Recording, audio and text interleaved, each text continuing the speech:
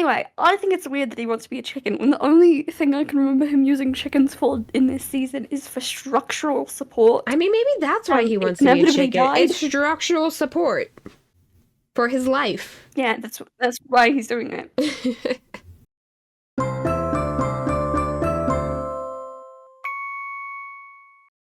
Sing to me, Melpomene, muse of tragedy, and tell me about Mumbo's hair and the graying colors that fade to the world. Sing of the fear and the death, and all the chickens in between. Welcome to FanDive. My name is Chaos. I'm Andy.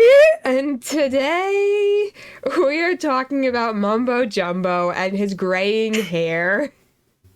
Yeah, the most in-depth topic we could think of, and the most dramatic intro you could come up with for It's just been a bothering graying me, man. literally. Okay, so since the start, I mean not since the start, but since very early on in season 10, Mumbo Jumbo has slowly been adding gray color to his Minecraft skin hair. And for the record, when he started doing this, the main thing people were freaking out about is the fact that he took the waffle off the back of his head. It's true. I remember when it first happened, somebody kind of assumed, or at least a few people assumed that he did it on accident. Like he just grabbed a random Mumbo Jumbo skin and it happened to be an old one or something. And then it happened again, slightly more grey this time. Well, so the first one, it's like, okay, maybe that is a mistake. And then he did a redstone tutorial and he switched back to his normal skin, and then he switched back to a slightly even more gray Mumbo. Like there was a progression that happened with a clear, obvious moment of, yes, he changes his Minecraft skins in the middle of it. There was multiple times I started taking screenshots of these videos and like having a mural of it changing throughout, sending it to a friend of mine going, this is more grey, right? I'm not going crazy. That's more grey than when it was at the beginning.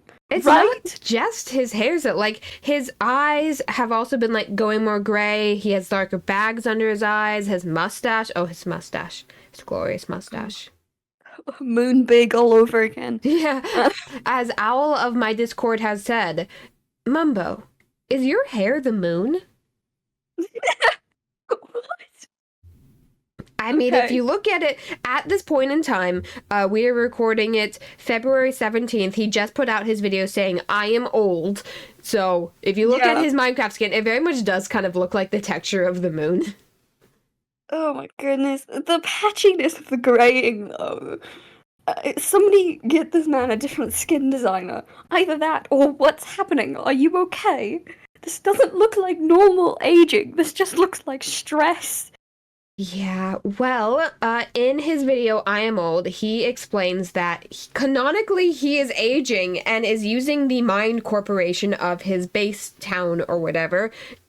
Okay, how do we explain this? He has a base, and it's a very cute little town area, and he has a bunch of little armor stands telling the story of his base, right? And then there's a couple different evil corporations just kind of hanging around. Don't worry about it. And one of them is one in every small town. It's true. One of them is called Mind, and Mind is seeking a quest for immortality. And apparently they figured it out. So, I'd like to back up and explain this again in different terms. Mumbo Jumbo, the redstoner who's known for saying spoons, talking about absolutely absurd things, and it's quite simple, really. Also wants to have a little existentialism in him. Just wants to have a little bit of, you know what, this is beautiful. This is beautiful. I love making this. I also would like to be an immortal chicken. Yeah, so the way he's reaching immortality, the little short film at the start of that video was, there's been a couple. But it was the Mind people had put the brain of a villager into a chicken, and then they talked to the chicken, and the chicken's like, I never thought I'd see myself die. Mind.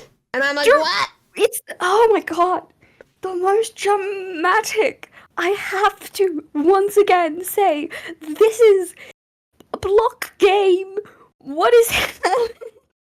We are watching adults play a children's game made out of cubes, and we're dealing with existentialism all the time. All the time. This is not the first time Mumbo has done this, actually. Yeah, his weird way of interacting with death. And I understand, like, he's a filmmaker, he's big into movies, he's big into that kind of storytelling that does deal with very heavy topics like existentialism. But just the way he chooses to portray it is fascinating to me. It is. And I love it. I love it so much. Because we end up getting these things of this person that we're watching slowly getting more grey, and everybody in the comments, on Tumblr, on whatever website, just all theorizing and questioning these things of why is this? What is this? Have you noticed this part of it? Have you these inspiring ideas from absurdity, which is my favorite thing to do, is inspire ideas from absurdity. Absurdity is the root of all genius, says the person named Chaos. But you know. Okay. It makes a little more sense. But let's talk about, actually, you know what? Let's talk about season 8 Mumbo Jumbo, Peace, Love, and Plants, and how that ties into chickens. Yeah, he's gonna put his consciousness in a chicken and live forever. Did we skip over that part? Yeah, his plan was to do the same thing the mind did, and become an immortal chicken. As you do. Which is weird. As I've said before, I'm pretty sure the lifespan of a chicken is less than the lifespan of a Mumbo Jumbo, but then people are like, but what if he just moves multiple times? I'm like, I'm pretty sure he just wants to be a chicken. There was at least one comment on that video. He should have at least chosen a cat so that he has 9 lives. A cat so he has 9 lives? No! But anyway, back in season 8, he also had a very weird plot twist, I guess, is what I'm gonna call it. Where he became what he would eat. He ate too many potatoes, became Potato Boy. Potatoes, as you do. And the only way to turn back to human is to eat a human soul. And he chose Grian. There's a whole process about it. He talked to him, made Grian sign a contract, but there was bottom notes. Yeah, he came over and had Grian inspect some trees that he made or something. And then he's like, just don't flip to the back of this book when you're signing the review. Don't do it. Don't do it. And Grian genuinely didn't. And he just signed it. It was like, yeah. I accidentally signed his soul away to be juiced later. Gosh, oh my goodness. I don't like that sentence. And that's where the waffle came from. The end. Yeah. He squished Grian, ate half his soul. They share a soul. That's why Mumbo had a waffle on the back of his head, because Grian has a hair pattern called a waffle on the back of his head. And do you think Mumbo still has Grian's soul now that the waffle is gone? Or do you think him losing that is why he started aging? I was going to answer, then you finished that sentence, and I hadn't considered that. No, I think he was going to do this plotline either way. I think it holds no actual significance to the creator himself. However, I would argue they still do share. Because they share the brain cell. They have one brain cell. It's one brain cell between Mumbo, Grian, and Scar. And sometimes Mumbo has it, and sometimes he does not. Yeah, so maybe the waffle's gone, but there's still only one brain cell. He did not cut himself off from having... Well, maybe he did, actually. He's choosing to become a chicken. But then he's just going to be even more Grian. Yeah, you either Grian with the waffle or Grian with the poultry. I mean, Grian's not poultry, man. I don't know what you're talking about. But he has a close connection with the guy. I want to know why chicken, though.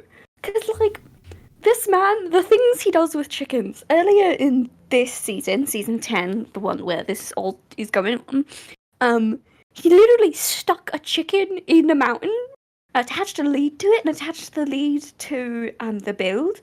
Chicken supports. That's pretty common, though. You see that in a number of builds that need the look of leads. I've used it before. Have you not? No! Oh. Well, you know. I hadn't heard it. Okay. Anyway, I think it's weird that he wants to be a chicken when the only thing I can remember him using chickens for in this season is for structural support. I mean, maybe that's why he wants to be a inevitably chicken. died. It's structural support for his life. Yeah, that's why he's doing it. Oh, I'm going to bring up this joke before we continue on because it amused me so much. He said, yeah, season 8 was peace, love, and plants, but and season 10 is like industry pollution and power plants. The first two are wrong, however. It was the same concept, but you know what? I like pollution, actually. This brings me joy.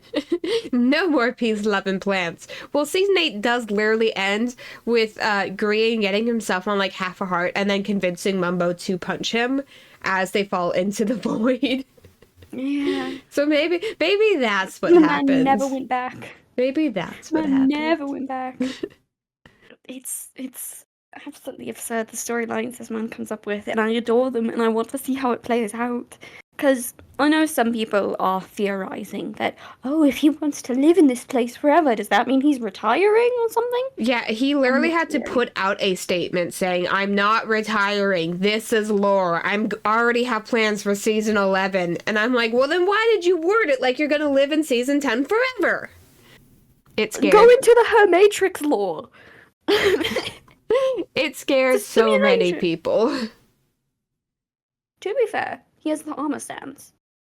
So Yeah. just like set up a version of him there and log off the server, he's there forever. Yeah, well, no, so it's an armor stand of his body laid out on a table, and then there's going to be a chicken directly next to it. Just wandering around. Just wandering around. I mean, he built himself a house there. Is the house chicken, like, accessible, though? Because, like, I don't think he made a doorway at chicken height. Say again? Like, which house? He built a house for himself in, like, the most previous I'm Getting Old episode. And he talked about, well, if this is going to be my forever house, right? But if he's turning himself into a chicken, is the house accessible to his chicken form? Or is, like, the door handle going to be way too high up for him? Like, does he need, like, a trapdoor to get through? Doggy door. He needs a doggy door for himself. He needs a doggy door for when he turns into a chicken. If he's just a chicken wandering about, he's gonna get killed. I guarantee you something's gonna happen. Yeah, chickens don't have a very long lifespan. And it's No, like, they not don't. even, it's like, and then the chicken dies of old age. It's like, no, and then a wolf comes out of nowhere. Yeah! He lives next to the zoo with Scar, who just casually has evil creatures about. It'll probably be fine. He has a security system. I don't know. I think we are going to get at least a couple more twists in his strange way of storytelling that are going to make us just step back and go, oh, okay, interesting choice. Bold decisions, but okay. Like, what if he becomes a chicken, like, within the next couple episodes, way before the end of season 10, and we just get POVs of, like, a chicken walking around the server, and he just decides, this sucks, and then he becomes, like, a different mob. And then we get the next few episodes of, like, a cat walking around the server. Imagine in other people's videos, Mumbo stops releasing videos after he turns into a chicken, but he's in the background of so many people's, and you'll just like turn and look at the camera, stare for a minute, and then walk away. You sign nothing. I am the ghost of Mumbo Jumbo. Ooh. You think it's just a normal chicken, but this normal chicken is staring at the cameras in every single hermit's video. That's the kind of thing I expect. Exactly. It is the filmmaker in him. I'm just saying that. It is the filmmaker. So much the filmmaker of him. The absurdity here, 100%. Somebody taught this man how to do a cinematography, and he decided to use it for evil. And by that, I mean pollute the environment in Minecraft and invent immortality in Minecraft, which is already a thing.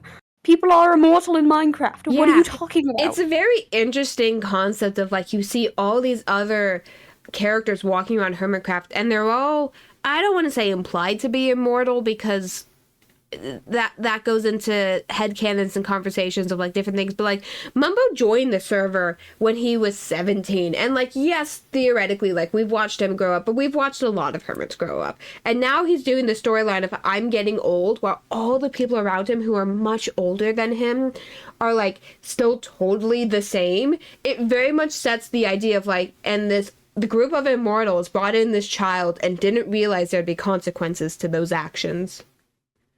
It does start getting into fan fiction and like headcanons and all the concept. We can so quickly get off the rails, but I'm just thinking of that one.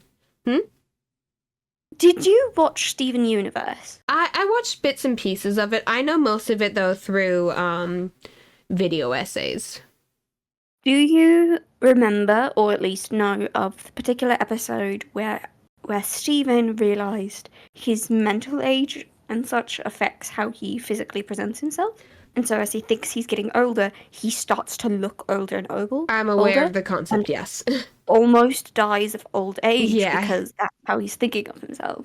What's One of the popular headcanons is Mumbo's shapeshifter abilities. And he's accidentally shape-shifting himself older? Yeah, I like that idea.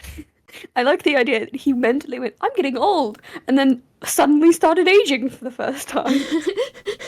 Whoops. Yeah, I have a picture pulled up right now of XP Crafted next to Vintage Beef next to Mumbo Jumbo during the court trial. So they're all wearing functionally identical suits, and just the pasty, ashy gray of Mumbo as he starts going through this like aging process. It stands out so much next to people who used to look so much like him. It really does. I have no explanation that makes logical sense. You just kind of have to roll with the law and go, yeah, that's nice, Mumbo. That's great. That's great. Oh, that's too bad.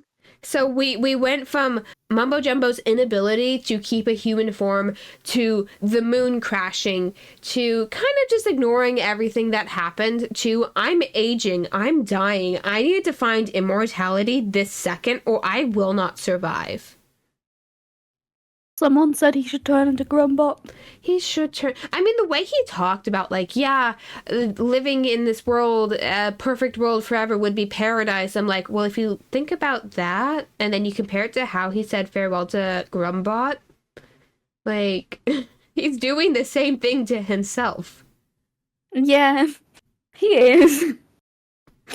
And I just want Grumbot again. That has nothing to do with Mumbo. Well, it does, but I just want more Grumbot content, actually. Yeah, we had a little bit of Grumbot content, but that almost caused the end of Empires. And like, I like Empire, so maybe we bring back the original and not the guy from the other dimension. No. Okay. Evil Grumbot. Okay. Right. That seemed to be a bit of a shorter episode. Do you have anything else you want to talk about before we move on to the Q&A?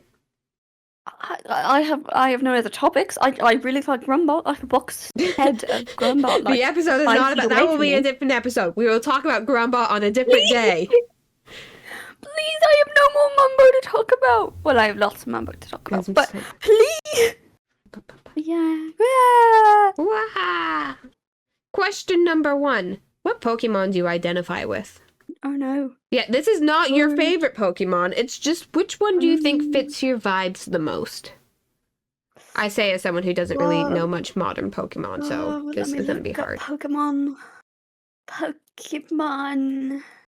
Quick, do the Google. No, imagine we take one of those stupid online quizzes. What Pokemon am I? And Pokemon, what am I quiz? Instead of saying what Pokemon do you think you identify with, what about what type? Like, do you think you'd be a psychic type, or a rock type, or a flying type? Fairy. Fairy? Is fairy the new flying, or are they different things? A type? Hold on, fairy is a type, because I remember a whole conversation some of my students were having about, is Mr. Mime a fairy type? And he is technically now, but not originally. Interesting. Yeah, I want to be a fairy type. I mean, flying would fit my branding. Ghost would also fit my brand. Ghost, here's the thing. if I was a Pokemon trainer, I would be a ghost type trainer. I don't think I would be a ghost type Pokemon though. Make me a Butterfree or something, I don't know. Butterfly. Oh yeah. Wait, Pokemon bug type. That's what I can look up. What are the good ones? I can't be Caterpie. No. Why not? I don't want to be. Oh, I could be the hermit crab one. That would be hilarious. Hey, I've been in this fandom longer than you. Fight me. You become. There's literally a dragonfly. That would be me. Never mind. Change of plans. I'm the dragonfly You get to Pokemon. be a dragonfly, and I get to be a butterfly. We Beautiful. have decided that you and I are bugs. And Decisions have been made. Question number 2. Do you have any book recommendations that are the size of a tome, i.e. over 500 pages? no, No. I have fan fiction. I only have fan fiction. Yeah, I mean, it's so easy to say, The Wheel of Time, but I only really read, like, the first 2 books of that, and I stopped liking book 3, so I like the first book of Wheel of Time. That's a good one. Whatever the Brandon Sanderson's books. Yeah. Exactly. Book of that author, exactly. For published books, it's really, really hard to write very long without it becoming redundant or feeling inauthentically drawn out. Like, there was a few different series that I read. There was one that was like the Red Queen or like whatever. That had to do with like the class divide, silver blood versus red blood, and blah blah blah blah, superpowers. I don't know. It was by the time I was like in book 4 or 5 that I went, you know what? We've lost the plot. We're done here. Yeah, the only books I've read that are over 500 pages that I've enjoyed have been high fantasy, and a huge chunks of those books have been dedicated to world building and political explanation. And like, honestly, the ideal length for a book is around 300 pages. Like, if you have to add an extra 200 to explain the context of the world, you better be good at it. Oh my goodness, Les Mis and the sewers. Oh my. Stop explaining the sewers to me. Anyway, is the Hobbit and stuff big enough? The Hobbit, no. Lord of the Rings, I think so. The Hobbit's like a novella. It's pretty short. Lord of the Rings, then. It's another one of those stories that I've never technically read myself, but I've had several friends that are absolutely obsessed Lord with it, of so the I've had the Rings. entire thing. The Lord of the Rings books are so good, specifically in the ending. The Scouring of the Shire is, oh my god, ow. Okay. Read it. That's a good thing. Read it. No. Read No. No. I think most of the really long things that I read end up being like fan fictions that have like one main fic and then that got popular, so they wrote another one in the same universe or something like that. It's been a long time. I can't do the really long books anymore. My eyes are too poor. Yeah, you need to get the big font books where they're 500 pages because they've increased the font size significantly. That's my favorite book. Yeah. Those are the best type. I can actually read those pretty well. Absurd statement. Kind of has to do with the topic we had. There's a fanfiction trope, I'm going to say, that I think about frequently. That the first fanfiction with this trope that I read had over 2 million words in it and was unfinished. Oh no. And I still think about it to this day. Oh. Yeah, I think everyone has at least 1 or 2 fan fictions. You know what? I'm making question number 3. What's one fan fiction that you still think about? And there's this one Bleach fan fiction. Yeah. Like, you know, the fan fictions that you read really early on that maybe they weren't good and maybe they weren't finished, but you still think about them. Oh, this is actually the one I was talking about because I can't think of any other ones that I read early on. There's this concept of the eternal loops where every life is the Yggdrasil tree and each branch and each stick and each thing is a fandom. And the tree is unstable, so these different gods, these admins, have set each part in an internal loop over and over and over again, except for one person's aware, but they need support, so their friends become aware of the loops, and each time they go through, it's a different thing. Like, most of the time it's normal, but sometimes it's a gender swap, sometimes they're accidentally in a crossover, and over and over and over again, they would go through these different things for millions and millions of years of time. I think I read a fanfiction very similar to that, but it didn't have the "you're so true."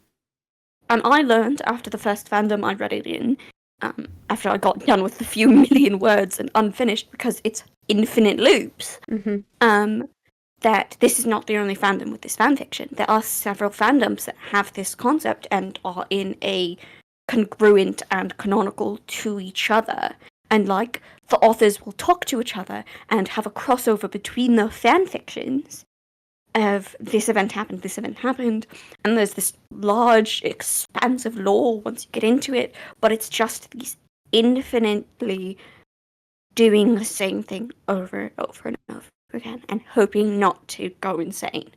And I think about it. See, I definitely have read one of those types of fan fictions before, but like it was a cool thing and then it left my brain. For me, there's this one fan fiction from the Bleach fandom. For those of you who don't know, Bleach is a fandom where it's an anime, manga, yada yada yada. The ending, questionable. We don't need to talk about it. But there's this main character who, very earliest 2000s plotline, has an evil version of himself that holds a lot of his powers. And this fan fiction was like, what if, when this character dies, because the manga Bleach deals with like the afterlife and Shinigami and fighting evil spirits and all that jazz. Like, what if when his human body dies and he goes into the afterlife, his evil self is the one that's in control of their bodies, and now his evil self has to go to like the superpowered Shinigami school, and they have to like make friends and allies and join the academy, and it's like this weird thing of like, let's like talk about what happens when the evil version of yourself gains agency, and he just kind of panics and pretends to be totally a normal dude. Yeah, don't worry about it. Yeah, I enjoy those stories. They don't have to be good, but they are just. And I found the fan fiction at one point. I like was digging through my old stuff and I found it. I was like, oh, I have such good memories of this. And I was reading it again, and there's literally sections where the author went, I didn't feel like writing this out. Here's just my bullet points for this scene. And I'm like, oh. Oh my goodness, the times where you have such fond memories of things, and then go try to find it, read it, and go, ooh, my standards have increased over the years.